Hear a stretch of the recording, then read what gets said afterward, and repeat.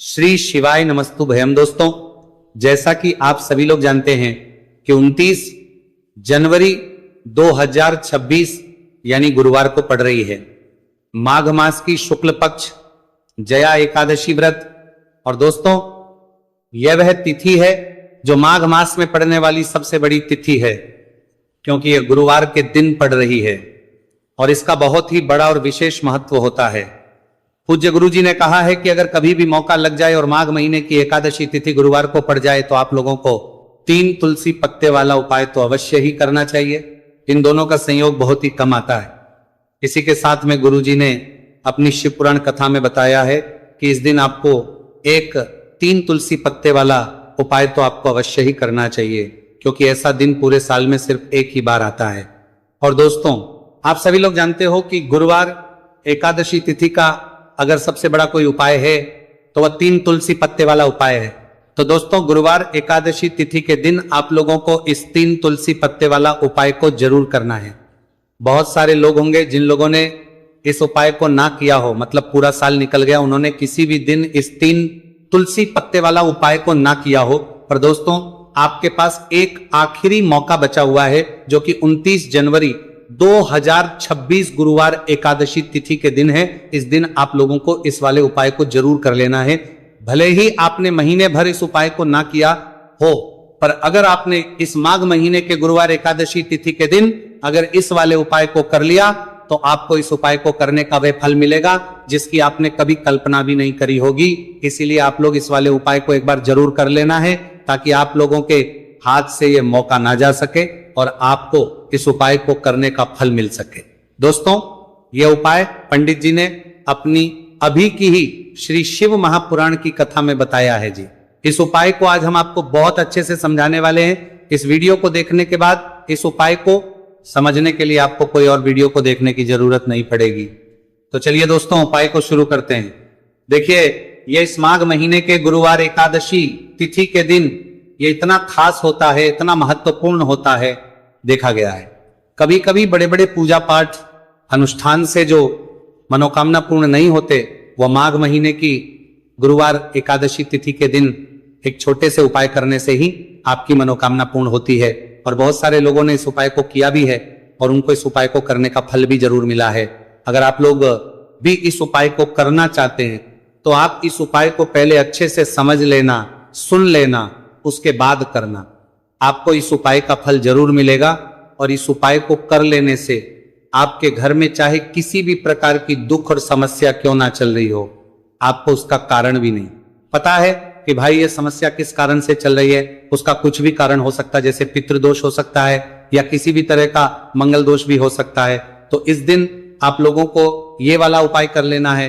ये एक ऐसा उपाय है जिस उपाय को अगर किसी विशेष दिन पर किया जाए तो भाई उस विशेष दिन का जो है वह तो हमें मिलता ही मिलता है, पर हमने उस दिन पर इस उपाय को किया है तो हमें उससे भी बड़ा फल मिलता है, और फल बहुत जल्दी मिलता है, क्योंकि आप इस उपाय को बहुत ही बड़े और विशेष दिन पर कर रहे हो। तो चलिए अब उपाय के बारे में बात करते हैं, लेकिन उससे पहले लोगों को यह जानना आवश्यक है कि आखिर ये उपाय किस समय करना है, किसको करना है और कैसे करना है। तो चलिए हम आगे आपको वीडियो में एक एक करके बता देते हैं।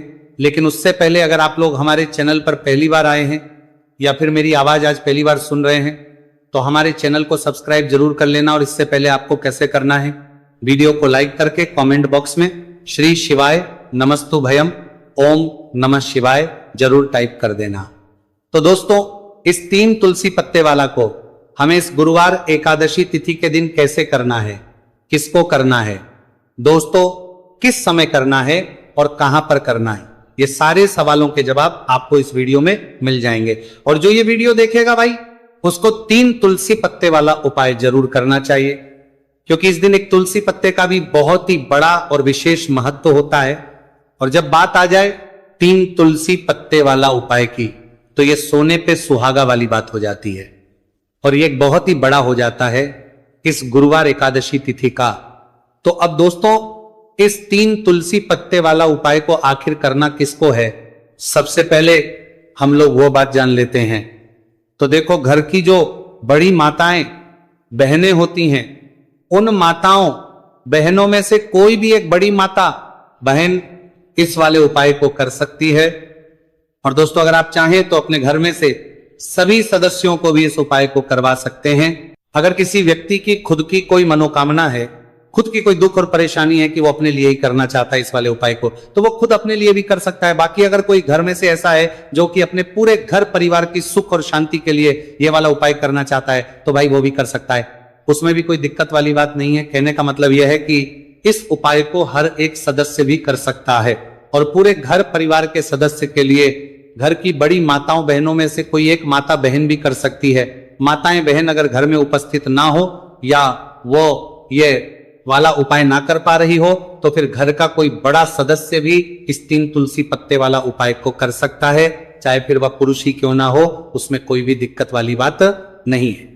उसके बाद में दोस्तों जो अगला प्रश्न निकल कर आता है वो ये आता है इस उपाय को लेकर कि आखिर इस उपाय को हमें किस समय करना है, सुबह के समय करना है कि शाम के समय करना है। तो इस वाले उपाय को आप लोग सुबह के समय भी कर सकते हो और शाम के समय प्रदोष काल में भी कर सकते हो।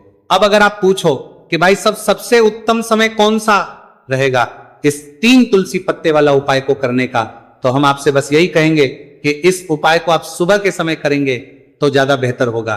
बाकी अगर प्रदोष काल शाम के समय भी करेंगे तो भी अच्छा होगा, उसमें कोई भी दिक्कत वाली बात नहीं है। तो अब दोस्तों जो अगली सबसे बड़ी और पूर्ण बात आती है वो ये आती है कि सुबह अगर हम उपाय को करेंगे तो हमें कितने बजे से लेकर कितने बजे तक के बीच में करना है, और शाम के समय प्रदोष काल में करेंगे तो हमें कितने बजे से लेकर कितने बजे के बीच में करना है। तो देखो सुबह जितनी जल्दी हो सके आप उपाय को करने की कोशिश करना। बाकी अगर किसी कारणवश लेट भी हो जाओ, थोड़ी देर भी हो जाए, तो 10 या 11 बजे तक भी आप उपाय कर लेना, पर 12 बजे से ज्यादा देरी ना हो, ठीक है, बात का ध्यान रखना। उसके बाद में दोस्तों अगर शाम के समय प्रदोष काल की बात करें, प्रदोष काल का जो समय है होता है वो शाम के 6 बजे से शुरू हो जाता है। मतलब शाम के 6 बजे से लेकर 7 बजे के बीच का जो समय होता है यह समय प्रदोष काल का समय होता है। तो आप इस उपाय को 7 या 8 बजे के बीच में भी कर सकते हो। मतलब शाम के 6 बजे से रात 8 बजे के बीच में आप कभी भी इस वाले उपाय को कर सकते हो, उसमें कोई भी दिक्कत वाली बात नहीं है। तो चलिए दोस्तों जान लेते हैं सबसे पहले उपाय के बारे में, जो कि है तुलसी जी के पत्तों का बहुत ही चमत्कारिक उपाय। देखिए हम सभी के घरों में माता तुलसी का पौधा अवश्य ही होता है। तो देखिए हमें तुलसी जी के पौधे से सबसे पहले तो 3 पत्ते तोड़ने हैं। तो देखिए तुलसी जी के आपको 3 पत्ते तोड़ लेने हैं, और इन तुलसी जी के पत्तों को तोड़ने के बाद आपको एक छुटकी हल्दी भी अपने साथ में लेनी है। हल्दी के अंदर आपको जल मिलाकर के पेस्ट के रूप में तैयार करना है, और इसी के साथ में आपको एक दीपक भी लेना होगा। दीपक आपका भी ले सकते हैं, आटे का भी ले सकते हैं, और इस दीपक में आपको शुद्ध घी डाल करके इसमें आपको लंबी रुकी बाती का प्रयोग करना है। देखिए दोस्तों आपके पास है 3 तुलसी जी के पत्ते। तो पहला जो तुलसी जी का पत्ता है उस पर आपको सबसे पहले तो जो आपने हल्दी ली है उसकी एक बिंदी लगानी है। और पहला जो तुलसी जी का पत्ता है, आपके घर में भगवान विष्णु का चाहे कोई सा भी स्वरूप हो, चाहे लड्डू को गोपाल जी का स्वरूप हो, या फिर भगवान कृष्णा की आपके मंदिर में प्रतिमा हो, या फिर भगवान श्री राम की प्रतिमाएं, उनके सामने आपको पहला तुलसी जी का पत्ता अर्पित करना है। अब देखिए दोस्तों आपके पास जो 2 तुलसी जी के पत्ते हैं और आपके पास जो एक दीपक है, इन्हें आपको लेकर के पहुंचना है अपने ही घर में तुलसी जी के पौधे के पास में। देखिए सबसे पहले तो आपके पास जो 2 तुलसी जी के पत्ते हैं उन पर भी आपको हल्दी की एक एक बिंदी लगानी है, और उन दोनों ही जी के पत्तों को आपको अपने घर में तुलसी जी के पौधे के वहां पर ही अर्पित कर देने हैं। और इस प्रकार से ये दोनों पत्ते भी तुलसी जी के पौधे के पास में अर्पित करने के बाद अंत में जो आपके पास एक लंबी बाती का दीपक है, इसे आपको तुलसी जी के पौधे के पास में ही प्रज्वलित कर देना है। जो भी व्यक्ति अपने ही घर पर गुरुवार एकादशी तिथि के दिन इस प्रकार से तुलसी जी के 3 पत्तों का ये उपाय कर लेता है तो उसका परिवार हमेशा खुश रहता है, उसके परिवार में कभी भी कोई भी संकट उत्पन्न नहीं होता है, और यदि आपके घर में जो भी ग्रह क्लेश है वो भी समाप्त होते हैं। तो इस प्रकार से आपको ये पहला उपाय करना है। अब दोस्तों हम जान लेते हैं दूसरे उपाय के बारे में। देखिए इस उपाय को करने के लिए भी आपको मात्र 1 लोटा शुद्ध जल लेना है तांबे के पात्र के अंदर, और इसी के साथ में आपको एक प्यारी सी और सुंदर सी बेलपत्र ले ली है। बेलपत्र है वो कहीं से भी खंडित नहीं होनी चाहिए, इस बात का ध्यान रखना है। बेलपत्र यदि आपको प्राप्त नहीं हो पाती है तो आप शिवलिंग पर चढ़ी हुई बेलपत्र को पुनः शुद्ध जल से धो करके उसका उपयोग कर सकते हैं। देखिए, इस उपाय को आप सुबह से लेकर के शाम तक किसी भी समय में कर सकते हैं। देखिए, मंदिर पहुंचने के बाद सबसे पहले तो आपके पास जो अपनी हथेली में रखना है और आपको कुंडकेश्वर महादेव से प्रार्थना है कि मेरे शरीर में या फिर मेरे परिवार के सदस्य के शरीर में कोई भी भारी रोग हो चुका है जिसमें उसे आराम नहीं मिल पा रहा है, डॉक्टरों को लगातार दिखा रहे हैं, दवाओं का लगातार सेवन कर रहे हैं, लेकिन बीमारी में आराम नहीं मिल पा रहा है, हे मेरे कुंडकेश्वर महादेव मुझे अपनी बीमारी में आराम दिलाने की कृपा करें। इस प्रकार से आपको कामना करते हुए ये जो एक बेलपत्र है इसे आपको माता अशोक सुंदरी वाले स्थान पर अर्पित करनी है। देखिए, माता अशोक सुंदरी वाले स्थान पर जब भी आप ये बेलपत्र अर्पित करेंगे तो इसकी जो चिकनी साइड है वो शिवलिंग से स्पर्श रहेगी और इसको आपको इस प्रकार समर्पित करना है कि जो इसकी डंडी है वो शिवलिंग की तरफ रहेगी और इसका जो पट्टी वाला भाग है वो जलाधारी की ओर रहेगा। इस प्रकार से आपको ये एक बेलपत्री शिवलिंग पर अर्पित करनी है। इसके बाद आपके पास जो एक लोटा जल है उसे आपको सबसे पहले माता अशोक सुंदरी वाले स्थान पर अर्पित करना है। देखिए, आपको शिवलिंग के ऊपर जल अर्पित नहीं करना है, पूरा ही जल आपको धीरे धीरे जहां आपने बेलपत्र अर्पित की थी उसी के ऊपर आपको अर्पित करना है। जल को अर्पित करते समय लगातार आपको कुंडकेश्वर महादेव का स्मरण करते रहना है। देखिए, जैसे ये जल जलाधारी से होकर के बहकर के आएगा तो इसे आपको थोड़ा सा किसी भी खाली पात्र में झेल ले और इस जल को आपको महादेव से यानी कि कुंकेश्वर महादेव से औषधि स्वर प्राप्त कर लेना है और इसे आपको अपने घर लेकर के आ जाना है। अब देखिए, इस जल का आपको आचमन करना है, या तो आप बीमार है तो आपको इस जल का आचमन करना है, या फिर घर का कोई भी सदस्य बीमार है तो उसे आपको कुंडकेश्वर महादेव का स्मरण करवाते हुए इस जल का आचमन करवा देना है। पूज्य गुरुजी ने बताया है कि जो भी व्यक्ति इस उपाय को 5 दिन 60 दिन इस प्रकार से कर लेता है तो उसकी जो बड़ी से बड़ी बीमारी है वह समाप्त होती है। देखिए, अब हम जान लेते हैं तीसरे उपाय के बारे में। देखिए, यह जो उपाय है विशेषकर उन लोगों को करना चाहिए जो बहुत ही अधिक बीमार पड़ते हैं, यानी कि आपके घर में जितनी भी कमाई होती है वह सभी बीमारी में खर्च हो जाते हैं या फिर आपके घर में सभी बीमारी में खर्च हो जाते हैं। में ऐसा कोई भी व्यक्ति है जो बहुत अधिक गुस्सा करता है जिससे बहुत ही अधिक क्लेश आता है तो उसके लिए भी आप ये उपाय कर सकते हैं। तो देखिए, इस उपाय को करने के लिए आपको गिन करके गुड़ के 60 टुकड़े लेने हैं। गुड़ के आपको 7 टुकड़े लेने हैं। देखिए, आपके घर में जो व्यक्ति बहुत अधिक बीमार रहता है या फिर कोई व्यक्ति बहुत अधिक गुस्सा करता है तो आपको ये जो 7 गुड़ के टुकड़े हैं अपने सीधे हाथ में रखना है और उस व्यक्ति के ऊपर से आपको घड़ी की दिशा में 7 बार सर से लेकर के पैर तक उतार लेने हैं, यानी कि उस व्यक्ति के सर से लेकर के पैर तक आपको इन गुड़ के टुकड़ों को 7 बार घड़ी की दिशा में घुमा लेना है। अब देखिए, इन गुड़ के टुकड़ों को बार घुमाने के बाद आपको लेकर के सीधे पहुंचना है भगवान शिव के मंदिर में। आपके घर में यदि शिवलिंग है तो वहां पर भी आप इस उपाय को कर सकते हैं या फिर मंदिर में भी इस उपाय को कर सकते हैं। अब देखिए, आपके हाथ में जो 7 गुड़ के टुकड़े थे जिन्हें आप मंदिर लेकर के आए थे उन्हें आप कुछ शिवलिंग के ऊपर रखना नहीं है, केवल शिवलिंग के ऊपर आपको 7 बार घुमाना है। और जब भी आप ये गुड़ के टुकड़े घुमाएंगे तब आप कल्याण शबर महादेव का बहुत ही सुंदर सा नाम लेना है।